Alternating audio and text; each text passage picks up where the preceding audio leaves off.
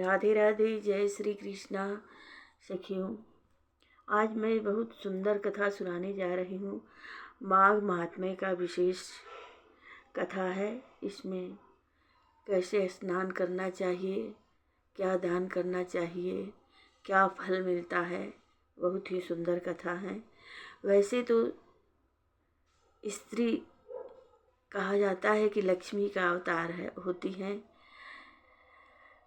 लक्ष्मी का अवतार इसलिए मानी जाती है क्योंकि अपने घर गृहस्थी को पूरी तरह से संभाल कर रखती है, और वही स्त्री धन्य है जो कि अपना घर इस परिवार अच्छे से संभाल कर रखे। पहला धर्म भागवत धर्म यही है कि जब आप गृहस्थ आश्रम में हैं तो अपने परिवार को संभाल कर रखें, अपने सास ससुर की सेवा करें, अपने पति की सेवा करें, अपने बच्चों को अच्छे से पाले पोसें, उन्हें अच्छी शिक्षा दें। यही धर्म है। यह सब धर्म करने के बाद यह भागवत ही धर्म है। ये सब पूजा पाठ ही कहलाता है। अपने बच्चों को अच्छा शिक्षा देना, अच्छा संस्कार देना, यह भागवत धर्म ही है। इसलिए औरत लक्ष्मी का अवतार मानी गई है। सास ससुर की सेवा के बाद सबको खिलाना पिलाना, बच्चों को पालना पोसना, बड़ा करना, फिर शादी करना, फिर बहू लाना, पोता पोती होना, ये संभालना, ये भी भागवत ही धर्म है। कोई ज़रूरी नहीं है कि आप गंगा स्नान करें वही धर्म है, नहीं, यही धर्म नहीं है। गंगा स्नान करने से आपको पुण्य नहीं मिलेगा। क्यों नहीं मिलेगा? घर पर आपके पति को खाना नहीं मिलेगा, आपके बच्चे बना कर खाएंगे, उन्हें समय पर स्कूल जाना है, उन्हें नाश्ता भोजन नहीं मिलेगा तो स्कूल कैसे जाएंगे समय पर? आपके सास ससुर हैं, बूढ़े हो गए हैं, उनको आप कुछ मदद नहीं करिएगा तो वे क्या करेंगे? भगवान रूप ही हैं। इसलिए पहले आप यह सब गृहस्थी संभाल लीजिए। जब आपके बच्चे बड़े हो जाएं, अपने हाथ पैर पर हो जाएं, कमाने लगे, योग्यता हो जाए, तब आप ये सब काम फिर भी आप तीर्थ जाने लायक रहें तब जाएं। अगर नहीं जाने लायक हैं तो क्या करिएगा? घर बैठे भी भगवान का नाम लीजिएगा तो भगवान आपके पास ही रहेंगे। गंगा नहाने से क्या? गंगा नहाइएगा और घर पर सब भूखे मरेंगे तो उससे क्या पुण्य मिलेगा? कुछ नहीं पुण्य मिलेगा। घर पर जल में एक बूंद गंगाजल डाल करके गंगा कर करके आप स्नान कर लेंगे, वो भी स्नान हो जाएगा। उतना ही फल आपको मिलेगा। भगवान देख रहे हैं। और उससे भी नहीं, आपके घर में गंगाजल भी नहीं है तो आप शुद्ध जल से आप गंगा नाम उच्चारण करके स्नान कर लीजिएगा तो आपको उतना ही फल मिलेगा। आपको कोई ज़रूरी नहीं है कि कहीं दूर जाकर ही भागवत गीता का पाठ सुने, सत्संग में ही जाएं। आप घर में भी एक पाठ, आधा पाठ, 2 पाठ पढ़ लेंगे तो आपको पूर्ण ज्ञान मिलेगा। इसलिए औरत को लक्ष्मी का अवतार माना गया है। अपनी घर गृहस्थी सुंदर से संभाल लीजिए पहले, उसके बाद आप कहीं तीर्थ के बारे में सोचिए। वैसे तो घर गृहस्थी से फुर्सत लगेगा ही नहीं, लेकिन समय निकालना पड़ता है कुछ अपने लिए भी। जब बच्चे बड़े हो जाएं, अपने पैर पर हो जाएं, तो आप करिए तीर्थ, सुंदर से पूजा पाठ करिए, भागवत का रोज पाठ थोड़ा जरूर, एक घड़ी आधो घड़ी आधो में पुनियाद, तुलसी संगत साधु की कटे कोटि अपराध। देखिए सखियों, एक बात है जो स्त्री, बहुत बड़ी बात है, ये सोचिएगा, ये बहुत बड़ी बात है। स्त्री का जन्म होना, लोग आजकल तो लड़की से परेशान रहते हैं, लेकिन स्त्री का जन्म कोनो ऐसा जन्म नहीं है, स्त्री लक्ष्मी का अवतार होती ही है। क्यों होती है कि सुनिए, देखिए, स्त्री कितना भी पूजा पाठ, तीर्थ व्रत, दान तप होम कर ले, वो पति को मिलने वाला नहीं है।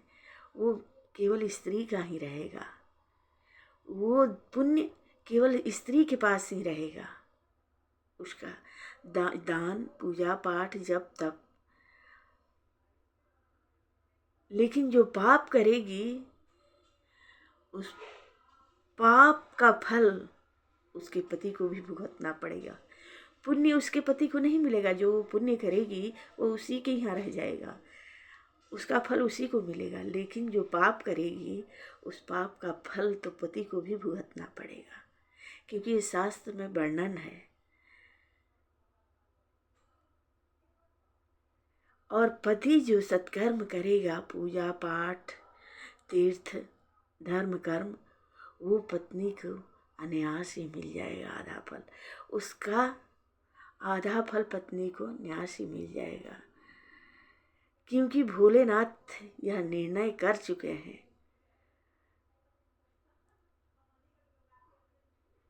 पत्नी पति की अर्धांगिनी होती है। पत्नी पति की अर्धांगिनी होती है। एक बार भोलेनाथ निर्णय ले चुके हैं तो ले चुके हैं। इसलिए सखियों, अपनी घर गृहस्थी संभालने के बाद, हर काम निपटाने के बाद, एक घड़ी या आधा घड़ी भगवान का भजन जरूर कर लेना चाहिए। समय है आपके पास तो नहीं, समय है बच्चे में ही व्यतीत हो जाता है, तो क्या करिएगा। खाना बनाते रहिए, भगवान का नाम उच्चारण करते रहिए, शुद्ध से भोजन बनाइए, भगवान को भोग लगाइए। आपका यही है। चलिए अब शुरू करते हैं माघ महात्म्य की कथा। देखिए, माघ महीने का स्नान दान जप पूजा पाठ बहुत ही फलदायी होता है। वैसे सखियों, आप लोग कितने भी छोटे बच्चे हैं या कैसे भी रहें, लेकिन आप चाहें तो थोड़ा समय तो निकाल सकती हैं। सवेरे स्नान करने के बाद, भगवान का नाम उच्चारण करके स्नान करिए। स्नान करने के बाद शुद्ध होकर भोजन बनाइए, और शुद्ध होकर भोजन बनाइए। भगवान भोजन खाने नहीं आते हैं। आप भोजन बनाने के बाद अपने बच्चों को लंच दें, उसी लंच को आप भोग लगा दें, तो वो सब प्रसाद हो जाएगा। आपके बच्चे भी प्रसाद ही खाएंगे, सब भगवान भोग लगा लेंगे और सब खा लेंगे, सब आपका भोजन शुद्ध हो जाएगा। जय ठाकुर जी। अच्छा लगे तो कमेंट बॉक्स में राधे राधे ज़रूर लिखना। चलिए अब चलते हैं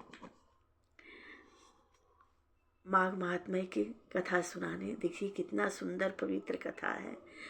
सुनने पर मन करता है कि सुनते ही रहें, हमारा मन करता है। अब और का क्या बताएं। पूर्व समय में सतयुग के उत्तम निषेध नामक नगर में हेमकुंड नाम वाला कुबेर के सदृश धनी वैश्य रहता था, जो कुलीन अच्छे काम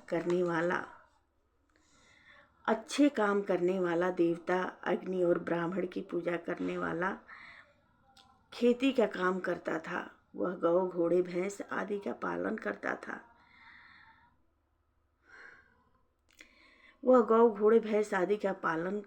और दूध दही छाछ गोबर घास गुड़ चीनी आदि अनेक वस्तु बेचा करता, और उनके इस प्रकार बहुत सा धन इकट्ठा कर लिया था। जब वह बुढ़ा हो गया तो मृत्यु निकट समझकर उसने धर्म के कार्य करने प्रारंभ कर दिए। भगवान विष्णु का सुंदर मंदिर बनवाया। कुआं तालाब बावड़ी आम पीपल आदि के वृक्ष तथा सुंदर बाग बगीचे लगवाए। सूर्योदय से सूर्यास्त तक वह दान करता। गांव के चारों तरफ जल की प्याऊ लगवाई। उसने सारे जन्म भर जितने भी पाप किए थे उसका प्रायश्चित करता था। इस प्रकार उसके 2 पुत्र उत्पन्न हुए, जिनका नाम उसने कुंडल और विकुंडल रखा। जब दोनों लड़के युवा अवस्था को प्राप्त हुए तो हेमकुंडल वैश्य गृहस्थी का सब कार्य सौंपकर भगवान की तपस्या के निर्मित वन में चला गया और वहाँ विष्णु की आराधना में शरीर को सुखाकर अंत में विष्णु लोक को प्राप्त हुआ। उसके दोनों पुत्र लक्ष्मी के मद को प्राप्त होकर बुरे कर्मों में लग गए। वेश्यागामी बीणा बाजे लेकर वेश्याओं के साथ गाते फिरते थे। अच्छे सुंदर वस्त्र पहनकर सुगंध तेल आदि लगाकर भाण और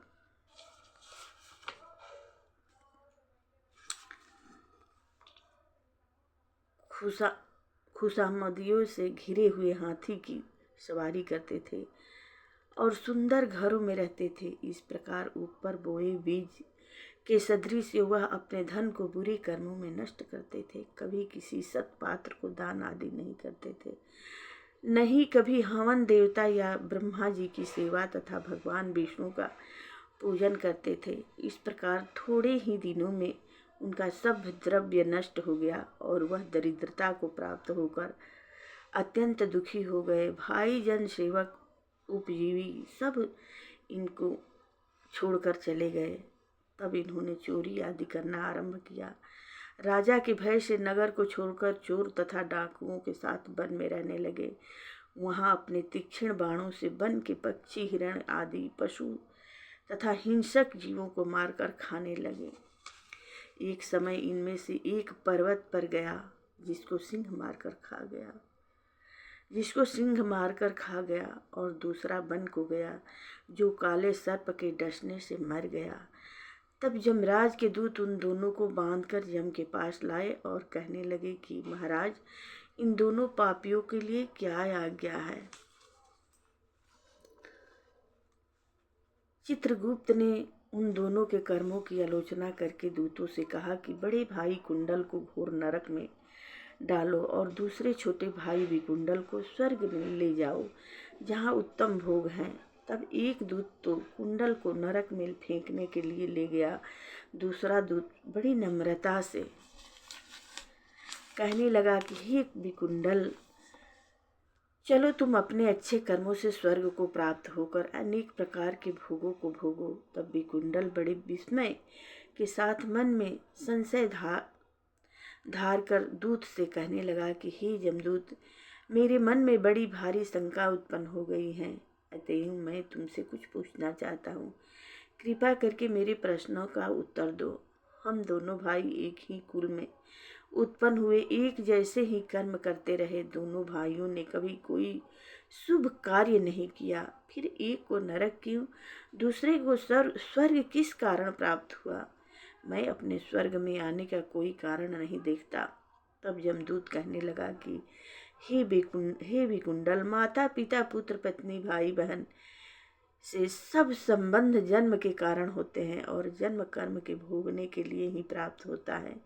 जिस प्रकार एक वृक्ष पर अनेक पक्षियों का आगमन होता है, उसी तरह संसार में पुत्र भाई माता पिता का भी संगम होता है। इनमें से जो जैसे जैसे कर्म करते हैं वैसे वैसे फल भोगते हैं। तुम्हारा भाई अपने पाप कर्मों से नरक में गया, तुम अपने पुण्य कर्म के कारण स्वर्ग में जा रहे हो। तब विकुंडल ने आश्चर्य से पूछा कि मैंने तो आजन्म कोई धर्म का कार्य नहीं किया, सदैव पापों में ही लगा रहा। मैं अपने पुण्य के कर्म को नहीं जानता। यदि तुम मेरे पुण्य के कर्म को जानते हो तो कृपा करके बतलाइए। तब देवदूत कहने लगा कि मैं सब प्राणियों को भली भांति जानता हूँ, तुम नहीं जानते। सुनो, हरिमित्र का पुत्र सुमित्र नाम का ब्राह्मण था, जिसका आश्रम यमुना नदी के दक्षिण उत्तर दिशा में था। उसके साथ जंगल में ही तुम्हारी मित्रता हो गई और उसके साथ तुमने दो बार माघ में श्री यमुना जी में स्नान किया था। पहली बार स्नान करने से तुम्हारे सब पाप नाश हो गए और दूसरी बार स्नान करने से तुमको स्वर्ग प्राप्त हुआ। सो हे वेश्यवर, तुमने 2 बार माघ में स्नान किया, इसी के पुण्य के फल से तुमको स्वर्ग प्राप्त हुआ। तुम्हारा भाई नरक को प्राप्त हुआ। दत्तात्रेय जी कहने लगे कि इस प्रकार वह भाई के दुखों से अति दुखित होकर नम्रता पूर्वक मीठे वचनों से दूतों से कहने लगा, हे दूतों, सज्जन पुरुषों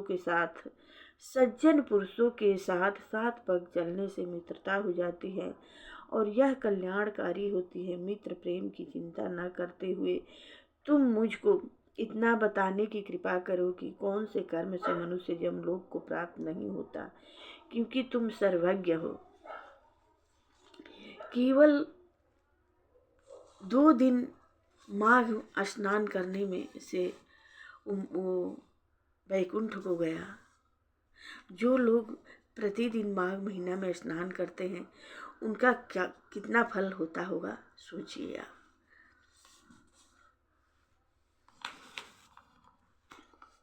जमदूत कहने लगा कि तुमने बड़ी सुंदर वार्ता पूछी है। यद्यपि मैं पराधीन हूँ, फिर भी तुम्हारे स्नेह बस अपनी बुद्धि के अनुसार बतलाता हूँ। जो प्राणी काया वाचा और मनसा से कभी दूसरे को दुख नहीं देते, वे यमलोक में नहीं जाते। हिंसा करने वाले वेद यज्ञ तप और दान से भी उत्तम गति को नहीं पाते। अहिंसा सबसे बड़ा धर्म। तप और दान ऋषियों ने बतलाया है। जो मनुष्य जल या पृथ्वी पर रहने वाले जीवों को अपने भोजन के लिए मारते हैं, वे कालसूत्र नामक नरक में पड़ते हैं और वहाँ पर अपना मांस खाते और रक्त पान करते हैं तथा पीप की कींच में उनको कीड़े काटते हैं। हिंसक जन्मांध काने कुबड़े, लूले लंगड़े, दरिद्री और अंगहीन होते हैं। इस कारण इस लोक तथा परलोक में सुख की इच्छा करने वाले को काया वाचा तथा मन में दूसरे का द्रोह न करना चाहिए। जो हिंसा नहीं करते उनको किसी प्रकार का भय नहीं होता। जिस तरह सीधी और टेढ़ी दोनों प्रकार की बहने वाली नदियाँ समुद्र में मिल जाती हैं, वैसे ही सब धर्म हिंसा में प्रवेश कर जाते हैं। ब्रह्मचर्य, गृहस्थ, वानप्रस्थ तथा यति सभी अपने अपने धर्म का पालन करने और जितेंद्रिय रहने से ब्रह्मलोक को प्राप्त करते हैं। जो जलाशय आदि बनवाते हैं, सदैव 5 यज्ञ करते हैं, वे जमपुरी में नहीं जाते। जो इंद्रियों के वशीभूत नहीं हैं, वेद वादी और नित्य ही अग्नि हवन यज्ञ का पूजन करते हैं, वे स्वर्ग को जाते हैं। युद्ध भूमि में जो सूरवीर मर जाते हैं वह सूर्यलोक को प्राप्त होते हैं। जो अनाथ स्त्री शरण में आए हुए तथा ब्राह्मण की रक्षा के लिए प्राण देते हैं, वे कभी स्वर्ग से नहीं लौटते। जो मनुष्य लूल्हे लंगड़े वाले वृद्ध, अनाथ तथा गरीबों का पालन करते हैं, वह भी स्वर्ग में जाते हैं। जो मनुष्य गौओं के लिए पानी का आश्रय करते हैं तथा कुआं, तालाब और बावड़ी बनवाते हैं, वे सदैव स्वर्ग में निवास करते हैं। जैसे जैसे जीव इनमें पानी पीते हैं, वैसे ही उनका धर्म बढ़ता है। जल से ही मनुष्य के प्राण हैं, इसलिए जो प्याऊ आदि लगाते हैं वह अक्षय स्वर्ग को प्राप्त होते हैं। बड़े बड़े यज्ञ भी वह फल नहीं देते जो अधिक छाया वाले वृक्ष मार्ग में लगाने से देते हैं। जो मनुष्य वृक्ष रोपण करता है वह सदैव दानी और यज्ञ करने वाला होता है। जो मनुष्य वृक्ष रोपण करता है वह सदैव दानी और यज्ञ करने वाला होता है। जो अच्छे फल और अच्छी छाया वाले मार्ग के वृक्षों को काटता है वह नरकगामी होता है। तुलसी का वृक्ष लगाने वाला सब पापों से छूट जाता है। जिस घर में तुलसी वन है वह घर तीर्थ समान है और उस घर में कभी जमदूत नहीं जाते। तुलसी की सुगंध से पितरों का चित्त आनंदित हो जाता है और वे विमान में बैठकर विष्णु लोक को जाते हैं। नर्मदा नदी का दर्शन, गंगा का स्नान और तुलसी दल का स्पर्श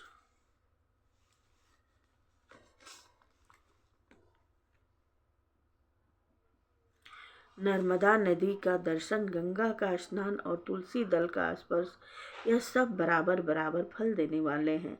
हर एक द्वादशी को ब्रह्मा भी तुलसी का पूजन करते हैं। रत्न, सोना, फूल तथा मोती की माला के दान का इतना पुण्य नहीं जितना तुलसी की माला के दान का। जो फल आम के 1000 और पीपल के 100 वृक्ष के लगाने से होता है, वह तुलसी के एक वृक्ष लगाने से होता है। पुष्कर आदि तीर्थ, गंगा आदि नदी, वासुदेव आदि देवता सब ही तुलसी में वास करते हैं। जो मनुष्य 1 बार, 2 या 3 बार रीवा नदी से उत्पन्न शिव मूर्ति की पूजा करता है अथवा स्फटिक रत्न के पत्थर के आप से आप निकले हुए तीर्थ में, पर्वत या वन में रखी हुई शिव की मूर्ति की पूजा करता है और सदैव ओम नमः शिवाय मंत्र का जाप करता है, वह जमलोक की कथा भी नहीं सुनते। प्रसंग, शत्रुता, अभिमान या लोभ से शिव पूजा करने वाले भी यम द्वार नहीं देखते। शिव पूजा के समान पापों को नष्ट करने वाला तथा कीर्ति देने वाला 3 लोक में और कोई काम नहीं है। जो शिवालय स्थापित करते हैं वह शिव लोक में जाते हैं।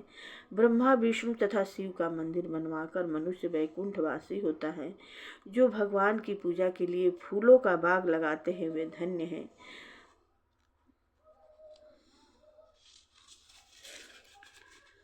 जो धर्म करने वाला दूसरे का अन्न, भोजन और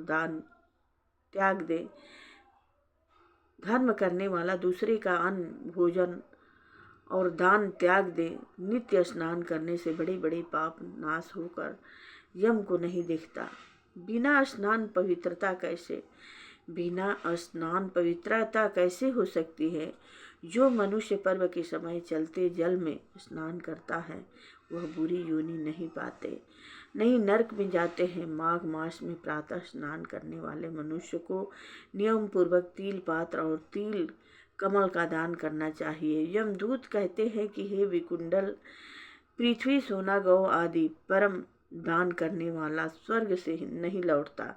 बुद्धिमान पुण्य तिथियों, व्यक्तिपात, संक्रांति आदि को थोड़ा सा दान करके भी बुरी गति को नहीं प्राप्त होता। सत्यवादी, मौन रहने वालों, मीठा बोलने वाला, क्षमाशील, नीतिवान, किसी की निंदा न करने वाला, सब प्राणियों पर दया करने वाला, पराये गुणों का वर्णन करने वाला, पराये धन को तृण के समान समझने वाला, ऐसे लोग नरक को कभी नहीं भोगते।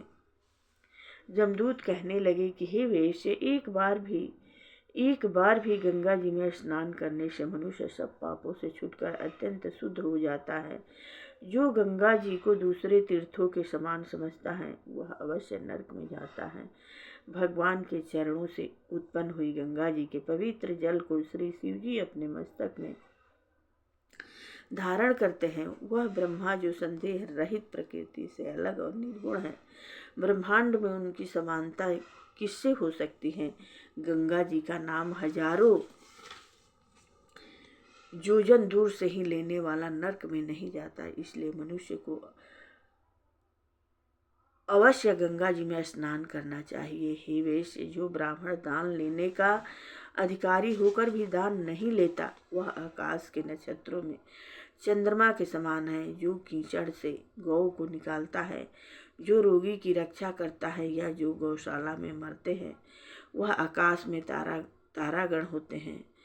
प्राणायाम करने वाले मनुष्य सदैव उत्तम गति को प्राप्त होते हैं। प्रातः समय स्नान के पश्चात जो 16 प्राणायाम करते हैं वह घोर पापों से बच जाते हैं। जो पराई स्त्री को माता समान मानते हैं वह यम की यातना को नहीं भोगते। जो मन से भी कभी पर स्त्री का चिंतन नहीं करता वह दोनों लोगों को अपने अधीन करता है। जो पराये धन को मिट्टी के समान समझता है वह स्वर्ग में जाता है। जिसने क्रोध को जीत लिया मानो उसने स्वर्ग को ही जीत लिया। जिसने क्रोध को जीत लिया मानो उसने स्वर्ग को ही जीत लिया। जो माता पिता की सेवा देवता तुल्य करता है वह यम द्वार नहीं देखता और जो गुरु की सेवा करता है वह ब्रह्मलोक को प्राप्त होता है। शील की रक्षा करने वाला, स्त्री धन वाली सील की रक्षा करने वाली स्त्री धन्य है। सील भंग करने वाली यमलोक जाती है। जो वेदों और शास्त्रों को पढ़ते हैं या पुराण और संहिता पढ़ते हैं और सुनते हैं, जो स्मृति का व्याख्यान और धर्मशास्त्र समझते हैं या जो वेदांत में लीन रहते हैं, वह पाप रहित होकर ब्रह्मलोक को प्राप्त होते हैं। जो अज्ञानियों को बेदशा वस्तु का ज्ञान देते हैं, वे देवताओं से भी पूजित होते हैं। यमदूत ने कहा कि वैसे श्रेष्ठ यमराज ने हमको वही आज्ञा दे रखी है कि तुम किसी वैष्णव को मेरे पास मत ले आना। हे वैश्य, पापी लोगों को इस संसार रूपी नरक को पार करने के लिए भगवान की भक्ति के सिवाय दूसरा और कोई उपाय नहीं। भगवान की भक्ति ना करने वाला मनुष्य चंडाल के समान समझना चाहिए। भगवान के भक्त अपने माता और पिता दोनों के कुलों को तार देते हैं और उनको नरक में नहीं रहने देते। और जो मनुष्य वैष्णव का भोजन करते हैं, वे भी भगवान की कृपा से श्रेष्ठ गति को प्राप्त होते हैं। बुद्धिमान को सदैव वैष्णव का अन्न खाना चाहिए। इससे बुद्धि पवित्र होकर मनुष्य पाप नहीं करता। गोविंदाय नमः इस मंत्र का जाप करता हुआ जो मनुष्य मृत्यु को प्राप्त होता है, वह परमधाम को प्राप्त होता है। इसमें कोई संदेह नहीं है। जो ओम नमः भगवते वासुदेवाय नमः इस 12 अक्षर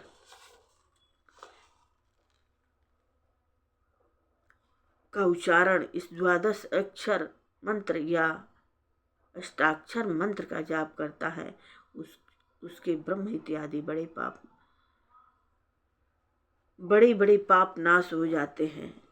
यमदूत कहने लगा कि हे वेश्य, मनुष्य को सदैव शालिग्राम की शिला में तथा वज्र या कीट गामती चक्र में भगवान वासुदेव का पूजन करना चाहिए, क्योंकि सब पापों का नाश करने वाले, सब पुण्यों को देने वाले, मुक्ति प्रदान करने वाला भगवान विष्णु का इसमें निवास होता है। जो मनुष्य शालिग्राम की शिला या हरि चक्र में पूजन करता है, वह अनेक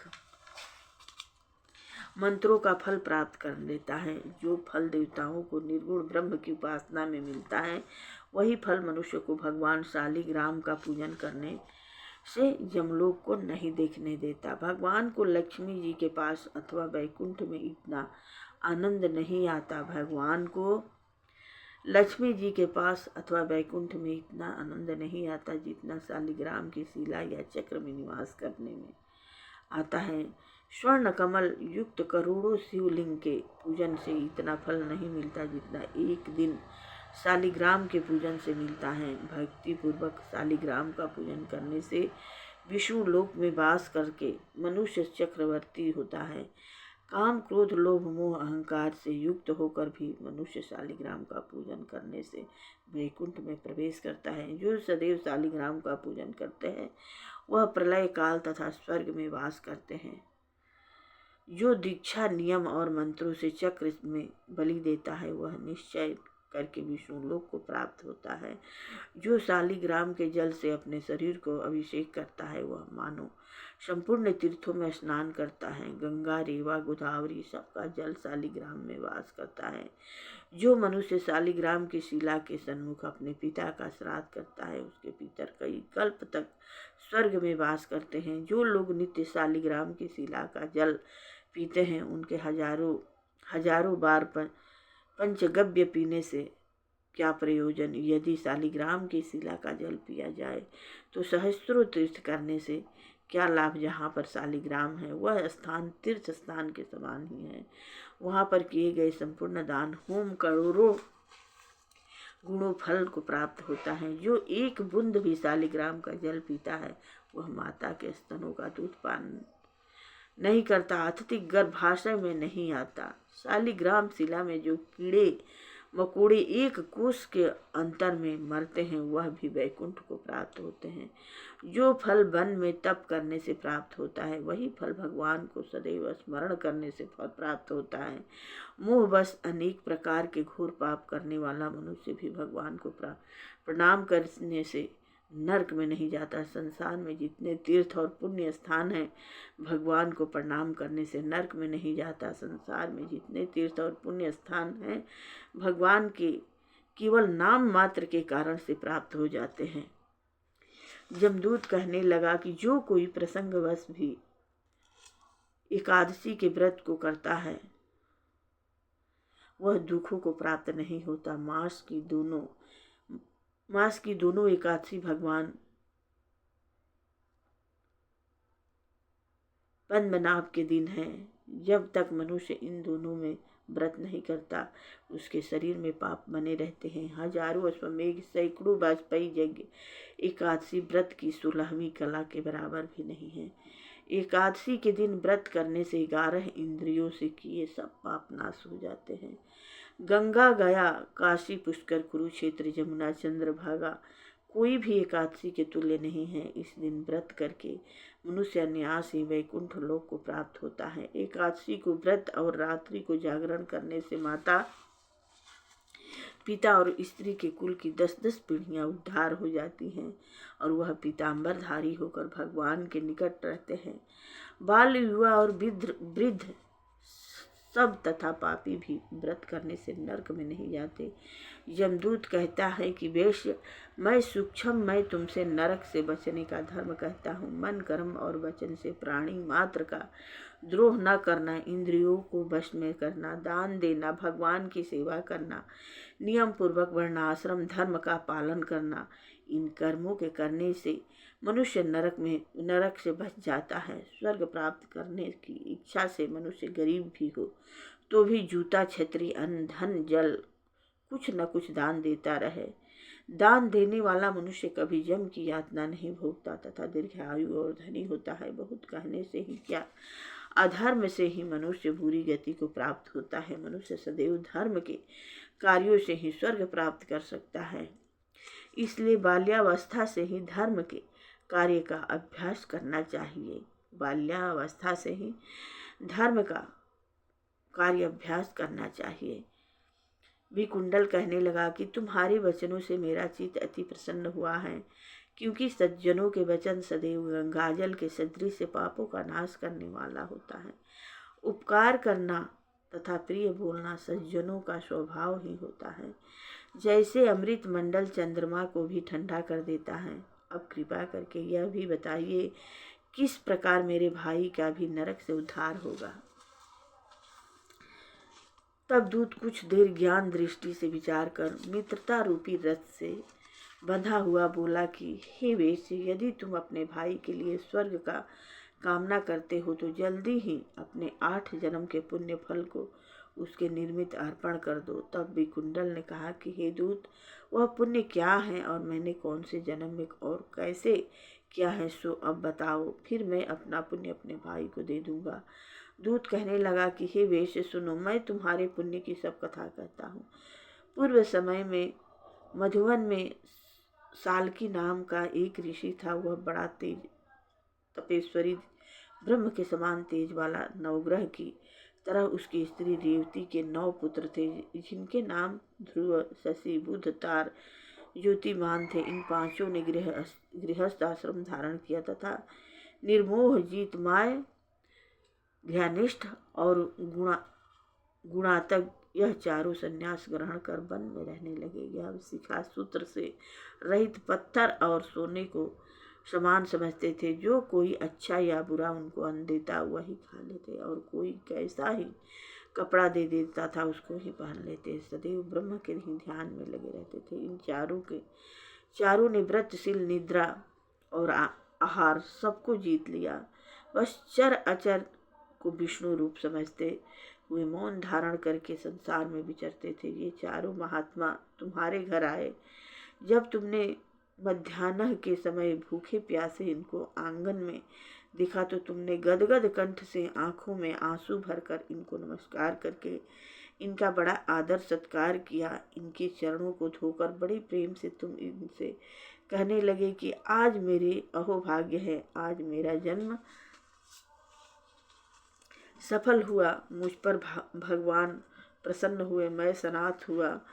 मेरे माता पिता पत्नी पुत्र गौ आदि सभी धन्य हैं जो आज मैंने हरि के सदृश आपके दर्शन किए। सो हे वैश्य, इस प्रकार तुमने श्रद्धा से उनका पूजन किया और चरण धोकर जल को मस्तक से लगाया। फिर विधि पूर्वक इनका पूजन करके तुमने सन्यासियों को भोजन कराया। इस सन्यासियों ने जय प्रभु भोजन करके रात को तुम्हारे घर में विश्राम किया और ब्रह्म के ध्यान में लीन हो गए। इन सन्यासियों के सत्कार से जो पुण्य तुमको मिला सो मैं भी कहने में असमर्थ हूँ, क्योंकि सब भूतों में प्राणी श्रेष्ठ हैं। प्राणियों में बुद्धि वालों में मनुष्यों में ब्राह्मण, विद्वानों में पुण्यात्मा और पुण्यात्माओं में ब्रह्मज्ञानी सर्वश्रेष्ठ हैं।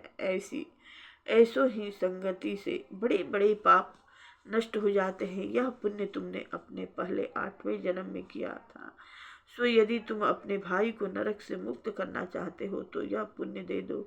सो दूत के ऐसे वाक्य सुनकर उसने प्रसन्न चित्त से अपना पुण्य अपने भाई कुंडल को दे दिया और वह नरक से मुक्त हो गया और दोनों भाई देवताओं से पूजित किए गए। तब दूत अपने स्थान को चला गया। इस प्रकार वैश्य के पुत्र बेकुंडल ने अपना पुण्य देकर अपने भाई को नरक की यातना से छुड़वाया। सो हे राजन, जो कोई इस इतिहास को पढ़ता या सुनता है वह 1000 गौदान का फल प्राप्त करता है। कार्तवीर्य जी बोले, हे विप्र श्रेष्ठ, किस प्रकार एक वैश्य माघ स्नान के पुण्य से पापों से मुक्त होकर दूसरे के साथ स्वर्ग को गया, सो मुझसे कहिए। तब दत्तात्रेय जी कहने लगे कि जल स्वभाव से ही उज्ज्वल, निर्मल, शुद्ध, मलनाशक और पापों को धोने वाला है। जल सब प्राणियों का पोषण करने वाला है, ऐसा वेदों ने कहा है। मकर के सूर्य माघ मास में गौ के पैर डूबने योग्य जल में भी स्नान करने से मनुष्य स्वर्ग को प्राप्त होता है। यदि सारा मास स्नान करने में अशक्त हो तो 3 दिन ही स्नान करने से पापों के नाश होकर थोड़ा ही दान करें, वह भी धनी और दीर्घायु होता है। 5 दिन स्नान करने से चंद्रमा के सदृश से शुभमान होता है। इसलिए अपना शुभ चाहने वालों को माघ में 12 स्नान करना चाहिए। अब माघ में स्नान करने वाले के नियम कहता हूँ। अधिक भोजन का उपयोग नहीं करना चाहिए, भूमि पर सोना चाहिए, भगवान की त्रिकाल पूजा करनी चाहिए, ईंधन, वस्त्र, कंबल, जूता, कुमकुम, घृत, तेल, कपास, रुई, वस्त्र तथा अन्न का दान करना चाहिए। दूसरे की अग्नि न तपे, ब्राह्मण दान न लें और माघ के अंत में ब्राह्मणों को भोजन करवाएं और उसको दक्षिणा दे तथा एकादशी के नियम से माघ स्नान का उद्यापन करें। भगवान से प्रार्थना करें कि हे देव, इस स्नान का मुझको यथोवत फल दीजिए। मौन रहकर इस मंत्र का उच्चारण करें, फिर भगवान का स्मरण करें। जो मनुष्य श्री गंगा जी में माघ मास में स्नान करते हैं वे 4000 युग तक स्वर्ग से नहीं गिरते। जो कोई माघ मास में गंगा और जमुना का स्नान करता है वह प्रतिदिन 1000 स्वर्ण मुद्रा दान का फल प्राप्त करता है तथा 1000 कपिला गौ के दान का फल प्राप्त होता है। दत्तात्रेय जी कहने लगे कि हे राजन, प्रजापति ने पापों के नाश के लिए प्रयाग तीर्थ की रचना की। सफेद गंगा जी और काली जमुना जी के जल की धारा में स्नान का महात्म्य भली प्रकार सुनो। जो इस संगम में माघ मास में स्नान करता है वह गर्भ योनि में नहीं आता। भगवान विष्णु की दुर्गम माया माघ में प्रयाग तीर्थ पर सब नष्ट कर देती है। माघ मास में प्रयाग में स्नान करने से मनुष्य अच्छे भोगों को भोग कर ब्रह्म को प्राप्त होता है। माघ मास तथा मकर के सूर्य में जो प्रयाग में स्नान करता है उसके पुण्यों की गिनती चित्रगुप्त भी नहीं कर सकता। 100 वर्ष तक निराहार रहकर जो पुण्य प्राप्त होता है वही फल माघ मास में 3 दिन प्रयाग में स्नान करने से होता है। जो फल 100 वर्ष तक योग अभ्यास करने से मिलता है, जैसे सर्प पुरानी केंचुली को छोड़कर नया रूप ग्रहण कर लेता है, वैसे ही माघ मास में स्नान करने से मनुष्य पापों को छोड़कर स्वर्ग को प्राप्त होता है। परंतु गंगा जमुना के संगम में स्नान करने से हजारों गुना फल मिलता है। राजन, जिसको अमृत कहते हैं वह यह त्रिवेणी ही है। ब्रह्मा, शिव, रुद्र, आदित्य, मरुतगण, गंधर्व, लोकपाल, यक्ष, किन्नर, अणिमा आदि गुणों से सिद्ध तत्वज्ञानी ब्रह्माणी पार्वती, लक्ष्मी, सची, नैनादिति, अदिति, संपूर्ण देव पत्नियां तथा नागों की स्त्रियों, घृचाची, मेनका, उर्वशी, रंभा, तिलोत्तमा, अप्सरा गण और सब पितर मनुष्य गण, कलियुग में गुप्त और सतयुग आदि में प्रत्यक्ष सब देवता माघ मास में स्नान करने के लिए आते हैं। इन दिनों माघ मास में प्रयाग में स्नान करने से जो फल मिलता है वह ईश्वर ही कह सकता है, मनुष्य में कहने की शक्ति नहीं है। हजारों वर्ष मेघ यज्ञ करने से भी यह फल प्राप्त नहीं होता। पूर्व समय में कांचन मालिनी के इस स्नान का फल राक्षस को दिया था और इससे वह पापी मुक्त हो गया था। कार्तवीर कहने लगे कि हे भगवान, वह राक्षस कौन था और कांचन मालिनी कौन थी? उसने अपना धर्म कैसे दिया और उनका साथ कैसे हुआ? हे ऋषि, अत्रि ऋषि की संतानों के सूर्य यह कथा सुनाकर मेरा कौतूहल दूर कीजिए। तब दत्तात्रेय जी कहने लगे कि राजन, इस पुरातन विचित्र इतिहास को सुनो। कांचन मालिनी नाम की एक सुंदर अप्सरा थी जो माघ मास में प्रयाग में स्नान करके कैलाश पर जा रही थी। तब उसको मार्ग में जाते हुए हिमालय के कुंज में एक घीर राक्षस ने देखा। उस सोने जैसी तेज वाली, सुंदर कटी वाली, बड़े बड़े नेत्र वाली, चंद्रमुखी, सुंदर केश और 3 पैयों घर वाली सुंदर अप्सरा को देखकर उस राक्षस ने कहा, हे सुंदरी उस राक्षस ने कहा कि हे सुंदरी कमल नयनी, तुम कौन हो और कहाँ से आ रही हो? तुम्हारे वस्त्र और बेड़ी भीगी हुई क्यों है? तुम आकाश मार्ग से कहाँ जाती हो? किस पुण्य के प्रताप से तुम्हारा शरीर ऐसा तेजस्वी और रूप ऐसा मनोहर है? तुम्हारे गीले वस्त्र से मेरे मस्तक पर गिरे हुए एक बूंद जल से मेरे क्रूर मन को एकदम शांति प्राप्त हो गई। इसका क्या कारण है? इस जल की क्या महिमा है? तुम बड़ी सिलवती प्रतीत होती हो, इसका कारण मुझसे कहिए। अप्सरा ने कहा कि हे राक्षस सुनो। अप्सरा ने कहा, हे राक्षस,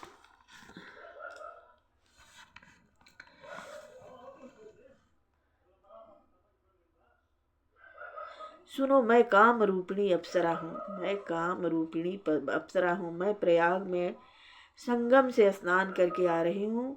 इसी से मेरे वस्त्र भीगे हैं। अब कैलाश पर जा रही हूँ, जहाँ पर श्री शिव निवास करते हैं। त्रिवेणी के जल से मेरी सब क्रूरता दूर हो गई, जिसके पुण्य के प्रभाव से मैं इतनी सुंदर और पार्वती जी की प्रिय सखी हुई। सो आश्चर्य देने वाला उदाहरण मुझसे ब्रह्मा जी ने कहा था, सो सुनो। मैं कलिंग देश के राजा की वेश्या थी। रूप, लावण्य और सुंदरता में अपूर्व थी। मेरी सुंदरता पर सारा नगर मोहित था और मैंने अनेकों प्रकार के भोग भोगे। अनेक प्रकार के वस्त्र और भूषणों की घर में कोई कमी नहीं थी। कई कामी पुरुष आपस में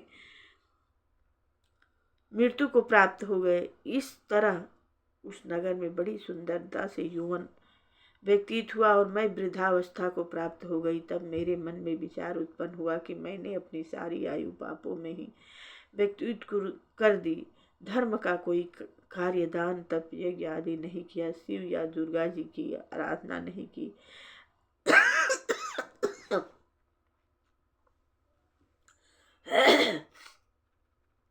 न कभी भगवान विष्णु का पूजन किया। इस प्रकार अशांत चित्त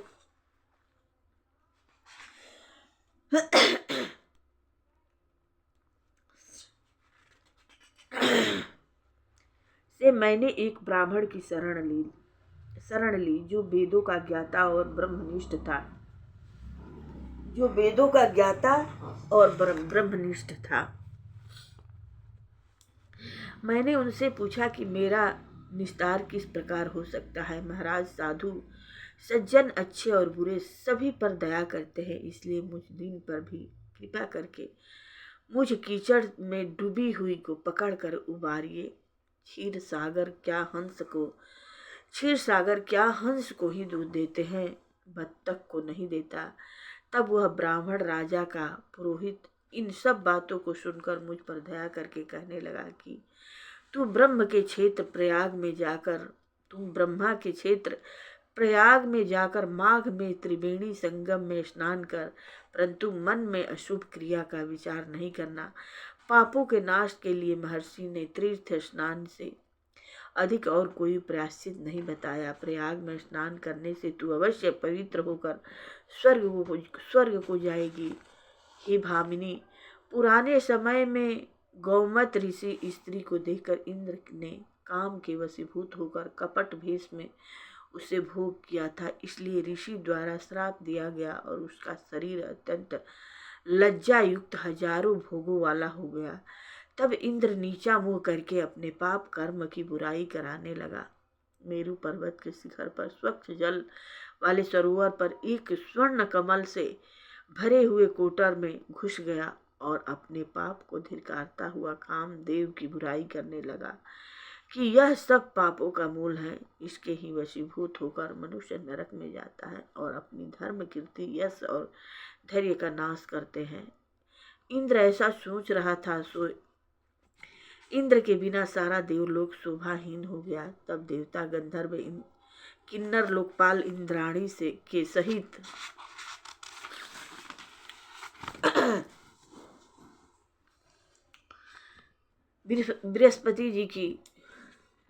बृहस्पति जी से जाकर पूछने लगे कि महाराज, इंद्र के न रहने से स्वर्ग ऐसा शोभाहीन हो गया है जैसे सतपुत्र के बिना श्रेष्ठ कुल, इसलिए स्वर्ग की शोभा के लिए कोई क्रिया सोचिए। इस विषय में देर नहीं करनी चाहिए। तब बृहस्पति जी कहने लगे कि इंद्र ने बिना सोचे विचारे जो कर्म किया है उसका फल भोग रहा है, सो वह कहाँ है, मैं यह सब जानता हूँ। फिर गुरु जी ने सबको साथ लेकर स्वर्ण कमलों से युक्त बड़े सरोवर में इंद्र को देखा, जिसका मुख मलिन और आंखें बंद थी। इंद्र ने बृहस्पति जी के चरणों पर पकड़कर कहा कि इस पाप से उद्धार करने का मेरी रक्षा कीजिए। तब बृहस्पति जी ने इंद्र से कहा कि प्रयाग में स्नान करने से ही तुम पाप मुक्त हो जाओगे। तब इंद्र सहित सबने ही प्रयाग में जाकर संगम में स्नान किया और त्रिवेणी स्नान में से इंद्र पाप मुक्त हो गए। तब बृहस्पति जी ने इंद्र को वरदान दिया कि तुम्हारे शरीर में जितने भंग हैं सब नेत्र हो जावें। तब इंद्र ब्राह्मण के वर से 1000 नेत्रों से ऐसा सुशोभित हुआ जैसे मान सरोवर में कमल शोभायमान होता है। अप्सरा कहने लगी कि हे राक्षस, वह ब्राह्मण कहने लगा कि इंद्र इस प्रकार अपनी अपनाहुति पूरी को गया। सो हे कल्याणी, तुम भी देवताओं से सेवा किए जाने वाले प्रयाग में माघ मास में स्नान करने से निष्पाप होकर स्वर्ग में जाओगी। सो मैंने उस ब्राह्मण के यह वचन सुनकर उसके पैरों में पड़कर प्रणाम किया और घर में आकर सब भाई बांधव, नौकर चाकर, धन आदि त्याग कर शरीर को नष्ट होने वाली वस्तु समझकर घर से निकली और माघ में गंगा जमुना के संगम पर जाकर स्नान किया। सो हे निशाचर, 3 दिन के स्नान से मेरे सब पाप नष्ट हो गए और 27 दिन के पुण्य से मैं देवता हो गई और पार्वती जी की सखी होकर सुख से निवास करती हूँ। इसलिए मैं प्रयाग के महात्म्य को याद करके सब देवताओं के सहित माघ में प्रयाग स्नान करती हूँ। सो मैंने अपना यह सब वृतांत तुमसे कहा। तुम भी इस योनि में पड़ने और ऐसे कुरूप होने का सब कारण कहो। तुम्हारी दाढ़ी और मूछें बहुत बड़ी बड़ी हो गई हैं और पर्वत की गुफा में वास करते हो। निशाचर कहने लगा कि हे भद्रे, सज्जनों से गुप्त बात कहने में भी कोई हानि नहीं होती। सज्जनों से गुप्त बात कहने में भी कोई हानि नहीं होती। मुझको अब कोई संशय नहीं रहा कि मेरा उद्धार तुमसे ही होगा। सो मैं अपना सब वृतांत तुमसे कहता हूँ। मैं काशी में वेदों का ज्ञाता था और बड़े उच्च कुल के ब्राह्मण के घर में जन्म लिया था। मैंने राजा, पापी, शूद्र तथा वेश्यों से अनेक प्रकार के दान लिए। मैंने दान लेने में चंडाल को भी नहीं छोड़ा। उस जन्म में मैंने कोई भी धर्म नहीं किया, वहीं पर ही मृत्यु को प्राप्त हो गया। तीर्थ स्नान पर मरने के कारण नरक में नहीं गया। पहले 2 बार गिद्ध योनि में, 3 बार व्याघ्र योनि में, 2 बार सर्प योनि में, 1 बार उल्लू की योनि में, अब 10वीं बार राक्षस हुआ हूँ और सैकड़ों वर्षों से इसी योनि में हूँ। इस स्थान को 3 योजन तक मैंने जंतुहीन कर दिया है। बिना अपराध के बहुत से प्राणियों को मैंने नष्ट किया।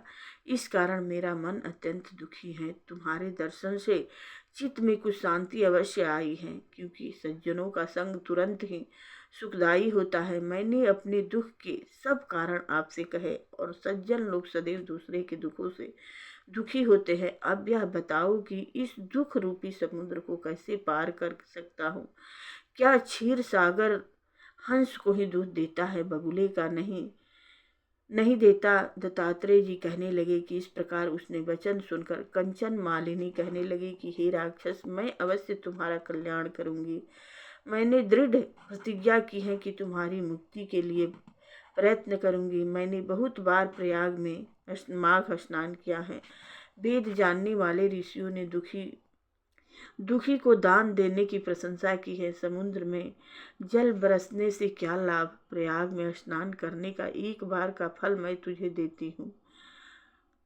प्रयाग में स्नान करने का 1 बार का फल मैं तुझे देती हूँ। उसी के तुमको स्वर्ग की प्राप्ति होगी। उसके फल का अनुभव मैं कर चुकी हूँ।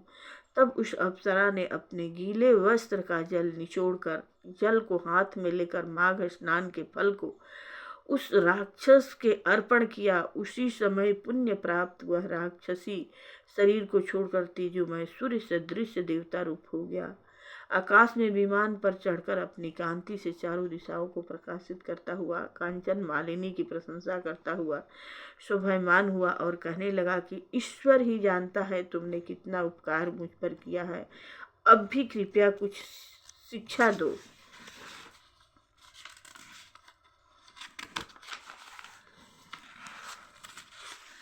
जिसमें मैं कभी पाप न करूं। अब मैं तुम्हारी आज्ञा पाकर स्वर्ग में जाऊंगा। तब कंचन मालिनी ने कहा कि सदैव धर्म की सेवा करो, काम रूपी शत्रु को जीतो, दूसरे के गुण तथा दोषों का वर्णन मत करो, शिव और वासुदेव का पूजन करो, इस देह का मोह मत करो, पत्नी पुत्र धन आदि की ममता त्याग दो, सत्य बोलो, वैराग्य भाव धारण कर योगी बनो। मैंने तुमसे यह धर्म के लक्षण कहे। अब तुम देवता रूप होकर शीघ्र ही स्वर्ग को जाओ।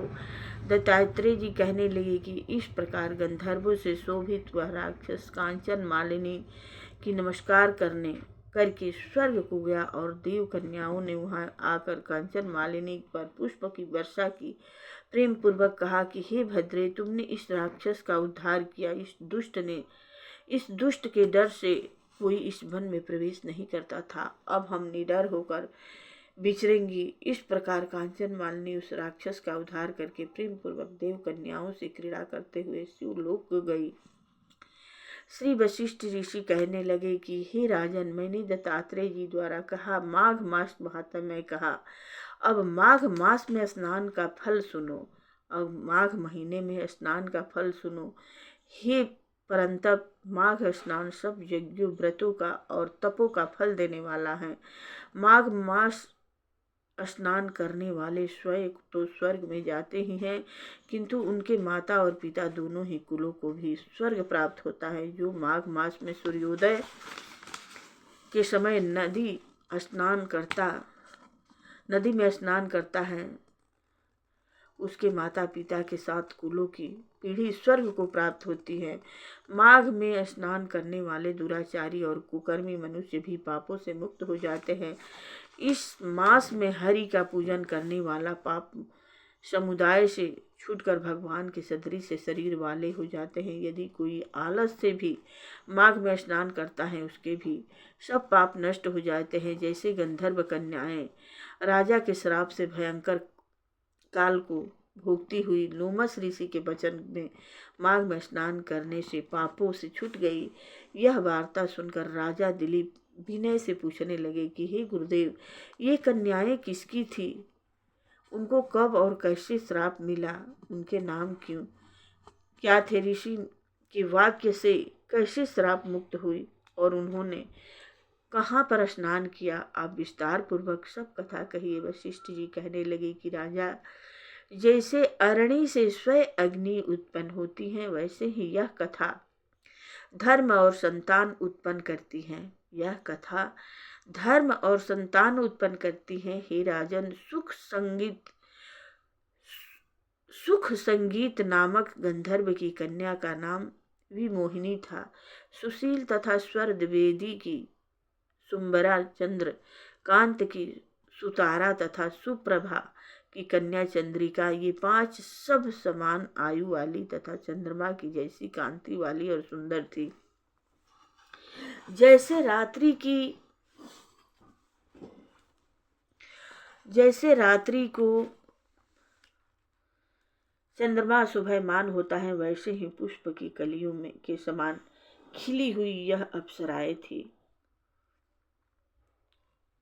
बैसाख मास की कामिनी यौवन दिखती हुई नवीन पत्तों वाली लता के सदृश गोरे रंग, सोने के सदृश चमकती हुई और सोने के अलंकारों से सुशोभित सुंदर वस्त्र धारण करे हुए, अनेक प्रकार के गाने और वीणा अथवा बांसुरी तथा दूसरे बाजे बजाने में प्रवीण और ताल, स्वर तथा नित्य कला में निपुण थी। इस प्रकार वे कन्याएं क्रीड़ा करती हुई कुबेर के स्थान में विचरती थी। एक समय कौतुकवश माघ मास में एक वन से दूसरे वन में विचरती हुई मंदिर के पुष्प तोड़कर सरोवर पर गौरी पूजा के लिए गई। स्वच्छ जल के सरोवर में स्नान करके स्वच्छ वस्त्र धारण कर, मौन हो बालू मिट्टी की गौरी बनाकर चंदन कपूर कुमकुम सुंदर कमलों से उपचार सहित पूजन करके ये 5 कन्याएं ताल नृत्य करने लगी। फिर ऊंचे गंधार स्वर में सुंदर गीत गाने लगी। जब ये कन्याएं गाने और नाचने में लीन थी तो उस अछोद नामक उत्तम तीर्थ में वेद निधि नाम के मुनि के पुत्र अग्नि ऋषि स्नान को गए। वह युवा ऋषि सुंदर मुख कमल सदृश, नयन विशाल, छाती सुंदर भुजाओं वाला, दूसरे कामदेव के समान था। शिखा सहित दंड लिए, मृग चर्म ओढ़े, यज्ञोपवीत धारण किए हुए था। उसको देखकर 5 कन्याएं मुग्ध हो गई और उसका रूप एवं यौवन देखकर कामदेव से पीड़ित हो, देखो देखो ऐसा कहती हुई उस ब्राह्मण के चित्त में कामदेव का डर उत्पन्न करने लगी और आपस में विचार करने लगी कि यह कौन है। रति रहित होने से कामदेव नहीं, एक होने से अश्विनी कुमार नहीं, यह कोई गंधर्व या किन्नर या काम रूप धारण कर कोई सिद्ध या किसी ऋषि का श्रेष्ठ पुत्र या मनुष्य है, कोई भी हो। ब्रह्म जी ने इसको हमारे लिए बनाया है। जैसे पूर्व कर्म के प्रभाव से संपत्ति प्राप्त होती है, वैसे ही गौरी जी ने हम कुमारियों के लिए श्रेष्ठ वर दिया है और आपस में यह तुम्हारा वर है या मेरा अथवा सबका, ऐसा कहने लगी। जिस समय उस ऋषि पुत्र ने अपने मध्याह्न की क्रिया करके ऐसे वचन सुने तो वह सोचने लगा कि यह तो बड़ी समस्या उत्पन्न हो गई। ब्रह्म विष्णु महेश आदि देवता तथा बड़े योगीश्वर भी स्त्रियों के भ्रम जाल में मोहित हो जाते हैं।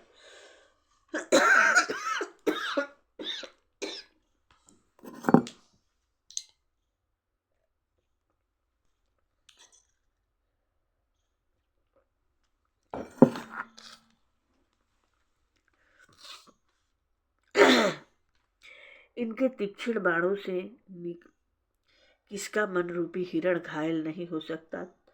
जब तक नीति और बुद्धि रहती है तब तक पाप से भय रहता है। जब तक तप की गंभीरता रहती है, यम विधि का पालन कर होता है, तब तक मनुष्य स्त्रियों के काम रूपी बाणों से बिखा नहीं जाता। ये मुझे उत्तम और मुग्ध कर रही है। किन गुणों से धर्म की रक्षा हो सकती है? स्त्रियों के मांस, रक्त, मल मूत्र से बने घृणित और अशुद्ध शरीर में कामी लोग ही सुंदरता की कल्पना करके रमण कर सकते हैं। शुद्ध बुद्धि वाले महात्माओं ने स्त्रियों के पास रहना कष्टकारक कहा है। सो जब तक यह पाप पास आवे घर चले चलना चाहिए। अतः जब तक वह उसके पास आई वह योग बल से अंतर ध्यान हो गया। ऋषि पुत्र के ऐसे अद्भुत कर्म देखकर वह चकित होकर डरी हुई चारों तरफ देखने लगी और आपस में कहने लगी, यह क्या इंद्रजाल था जो देखते देखते विलीन हो गया। और वह विरह की अग्नि में जलने लगी और कहने लगी कि हे कांत, तुम हमको छोड़कर कहाँ चले गए? क्या तुमको ब्रह्मा ने हमको विरह रूपी अग्नि में जलाने के लिए ही बनाया था? क्या तुम्हारा चित्र दया रहित है जो हमारा चित्र दुखाकर चले गए? क्या तुमको हमारा विश्वास नहीं? क्या तुम कोई मायावी हो?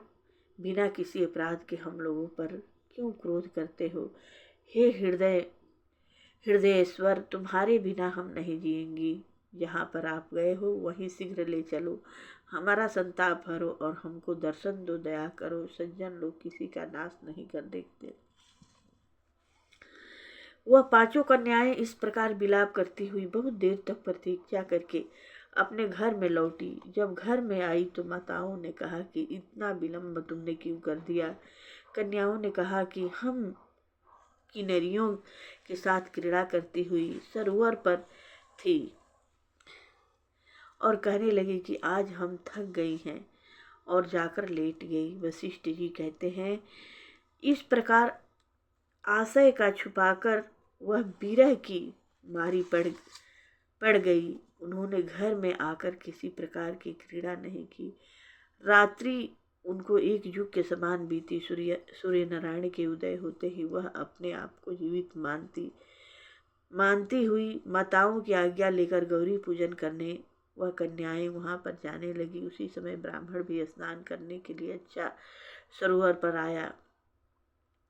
उसके आने पर कन्याओं ने वाह वाह किया। जैसे कमलिनी प्रातः काल सूर्योदय को देखकर कहती हैं, उसको देखकर उनके नेत्र खुल गए और उस ब्रह्मचारी के पास गई। आपस में एक दूसरे का हाथ पकड़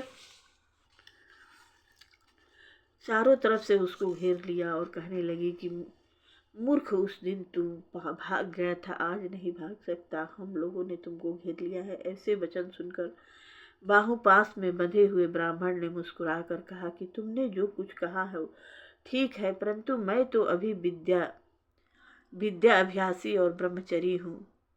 गुरुकुल में मेरा विद्या अभ्यास पूरा नहीं हुआ। पंडित को चाहिए कि जिस आश्रम में रहे उसका धर्म का पालन करे। इस आश्रम में मैं विवाह करना धर्म नहीं समझता। अपने व्रत का पालन करके और गुरु की आज्ञा पाकर ही विवाह कर सकता हूँ, पहले नहीं कर सकता। यह बात सुनकर वह कन्याएं इस प्रकार बोली जैसे वैशाख मास में कोयल बोलती है। वह कहने लगी कि धर्म के से अर्थ और अर्थ से काम और काम से धर्म के फल का प्रकाश होता है। ऐसा ही पंडित लोग और शास्त्र कहते हैं। हम काम सहित धर्म की अधिकता से आपके पास आए हैं, सो आप पृथ्वी के सब भोगों को भोगिए। उस ब्राह्मण ने कहा कि तुम्हारा वचन सत्य है, किंतु मैं अपने व्रत को समाप्त करके ही विवाह कर सकता हूँ, पहले नहीं कर सकता। तब वे कन्याएं कहने लगी, तू मूर्ख हो। अनोखी औषधि ब्रह्म बुद्धि रसायन सिद्धि अच्छे कुल की सुंदर नारियों तथा मंत्र जिस समय प्राप्त हो तब ही ग्रहण कर लेना चाहिए। इसी से कार्य को टालना अच्छा नहीं होता।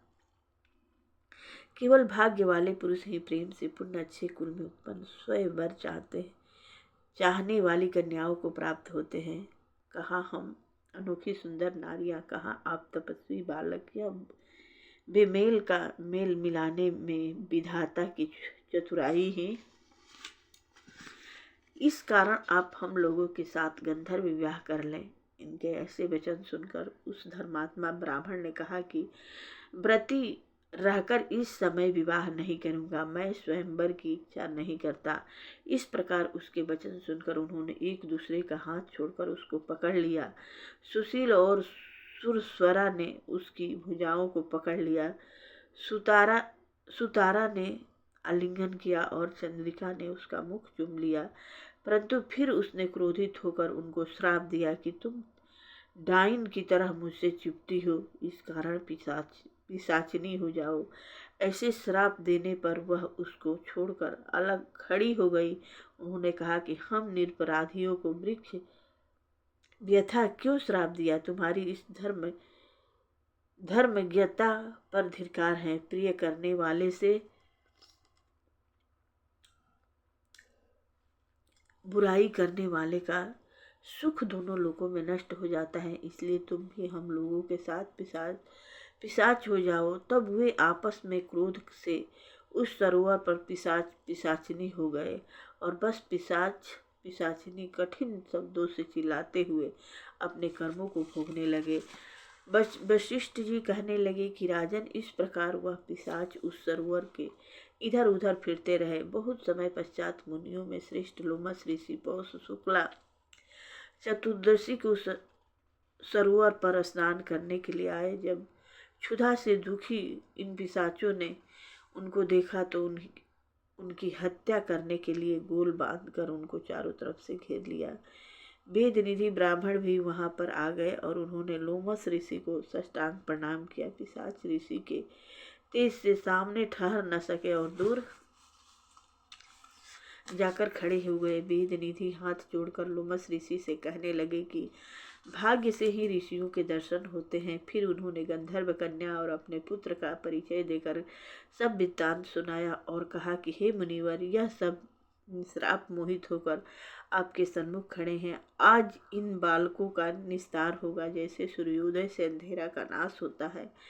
वशिष्ठ जी कहने लगे कि पुत्र के दुख से दुखी हुए वेद निधि ब्राह्मण के ऐसे वचन सुनकर लोमस ऋषि ने नेत्रों में जल भर आया और वेद निधि से कहने लगे, मेरे प्रसाद से बालकों को शीघ्र स्मृति पैदा हो। मैं उनका धर्म कहता हूँ, जिससे इसका आपस का ज्ञान विलीन हो जाएगा। वेद निधि कहने लगे कि हे महर्षि, धर्म को जल्दी ही कहिए, क्योंकि श्राप की अग्नि बड़ी दुखकारक होती है। लोमस ऋषि जी कहने लगे कि यह सब मेरे साथ नियम पूर्वक माघ स्नान करें, अंत में यह श्राप से छूट जाएंगे, मेरा यह निश्चय है। शुभ तीर्थ में माघ स्नान करने से श्राप का फल नष्ट हो जाता है। 7 जन्मों के पाप तथा इस जन्म के पाप माघ में तीर्थ स्थान पर स्नान करने से नष्ट हो जाते हैं। इस अछोद में स्नान करने से अवश्य ही मोक्ष की प्राप्ति होती है। राजसूय और अश्वमेघ यज्ञ से भी अधिक फल माघ मास स्नान से होता है। अतएव संपूर्ण पापों का सहज में ही नाश हो करने वाला माघ स्नान क्यों नहीं किया जाए। लोमस जी कहने लगे कि पूर्व काल में अवंती देश में वीरसेन नामक का राजा था। उसने नर्मदा के किनारे राजसूय यज्ञ किया और अश्वमेघ यज्ञ भी किए, जिनके खंभे सोने के बनाए गए। ब्राह्मणों को अन्न का बहुत सा दान किया और बहुत सी गौवें, सुंदर वस्त्र और सोने के आभूषणों से युक्त दान दिए। वह देवताओं का भक्त और दान करने वाला था। भद्रक नाम एक ब्राह्मण, जो अत्यंत मूर्ख, कुलहीन, कृषि कार्य करने वाला, दुराचारी तथा अधर्मी था, वह भाई बंधुओं से त्यागा हुआ इधर उधर घूमता हुआ देव यात्रियों के साथ प्रयाग में आया और माघ में उसके साथ 3 दिन तक स्नान किया। वह 3 दिन में ही निष्पाप हो गया। फिर वह अपने घर चला गया। वह ब्राह्मण और राजा दोनों एक ही दिन मृत्यु को प्राप्त हुए। मैंने इन दोनों को बराबर इंद्रलोक में देखा। तेज, रूप, बल, स्त्री, वस्त्र और आभूषणों में दोनों समान थे। ऐसा देखकर उसके महात्म्य का क्या कहा जाए। राजसूय यज्ञ करने वाला स्वर्ग का सुख भोग कर फिर जन्म लेता है, परंतु संगम में स्नान करने वाला संगम में स्नान करने वाला जन्म मरण से रहित हो जाता है। गंगा और यमुना के संगम की हवा के स्पर्श से ही बहुत से दुख नष्ट हो जाते हैं।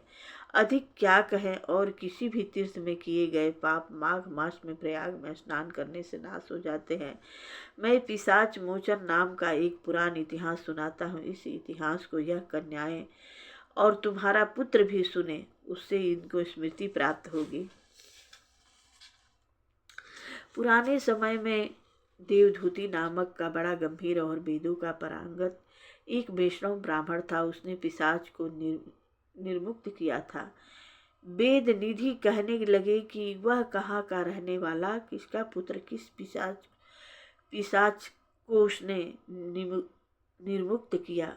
अब विस्तार पूर्वक यह सब कथा सुनाए। लोमस ऋषि ने कहा, विकल्प से निकली हुई सुंदर सरस्वती के किनारे पर उसका स्थान था। जंगल के बीच में पुण्य जल वाली सरस्वती बहती थी। वन में अनेक प्रकार के पशु भी विचरते थे।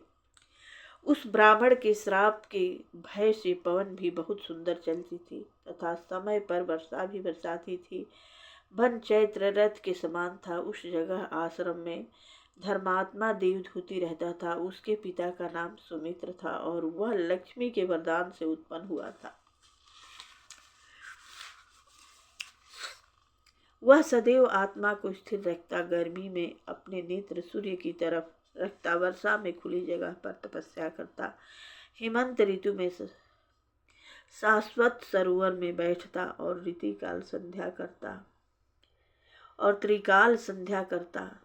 जितेंद्रिय और सत्यवादी भी था। आपसे आप गिरे हुए फल और पत्तियों का भोजन करता था। इसका शरीर सूख कर केवल हड्डियां मात्र रह गई थी। इस प्रकार उसको तप करते हुए वहां पर 1000 वर्ष बीत गए। तप के प्रभाव से उसका शरीर अग्नि के समान प्रज्वलित था। विष्णु की प्रशंसा से ही वह सब कर्म करता। दधीची ऋषि के वरदान से ही वह श्रेष्ठ वैष्णव हुआ था। एक समय उस ब्राह्मण ने वैशाख महीने की एकादशी को हरि की पूजा कर उनकी सुंदर स्तुति तथा विनती करी। उसकी विनती सुनकर भगवान उसी समय गरुड़ पर चढ़कर उसके पास आए। चतुर्भुज विशाल नेत्र मेघ जैसा स्वरूप भगवान को स्पष्ट देखकर प्रशंसा के मारे उसकी आंखें में आंसू भर आए और कृत्य होकर भगवान को प्रणाम किया। उसने अपने शरीर को भी याद न रखा और भगवान के ध्यान में लीन हो गया। तब भगवान ने कहा कि हे देव,